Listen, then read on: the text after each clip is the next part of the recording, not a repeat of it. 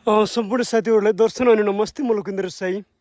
योभन्दा ठ्याक्कै एक हप्ता पहिले चाहिँ हामी यही ठाउँमा आएका थियौँ। दुईजना साथीहरू थियौँ हामी। यहाँको यो हरियाली वातावरणसँग रम्न, यहाँको यो हरियाली दृश्य, यहाँको यो रमाइलो दृश्यसँग चाहिँ, चिसो हावापानीसँग चाहिँ हामीहरू रमाउन यो ठाउँमा आएका थियौँ। यो ठाउँमा आउँदै गर्दा मलाई चाहिँ यही ठाउँबाट बँदेल लखेटेको थियो। बँदेलको सङ्ख्या करिब 16भन्दा माथि, 20भन्दा तल त्यति नै थियो होला। मलाई चाहिँ यही ठाउँमा बँदेलले लखेट्दै गर्दा म परको त्यो रुखमा अलिकति माथि चढेर चाहिँ बँदेलको आक्रमणबाट चाहिँ यहाँ बचेर रुम फर्केको थिएँ। तपाईँहरू पनि जङ्गलतिर जाँदा अलिकति सुरक्षित रहनु होला, सचेत रहनु होला। अलिकति डर हुन्छ है।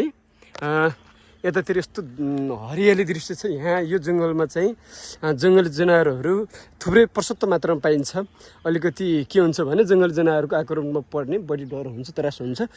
त्यस कारणले गर्दा तपाईँहरू पनि जङ्गलतिर यसो घुम्दै हुनुहुन्छ, घुम्ने इच्छामा हुनुहुन्छ भने सचेत रहनु होला, आफ्नो ख्याल गर्नु होला।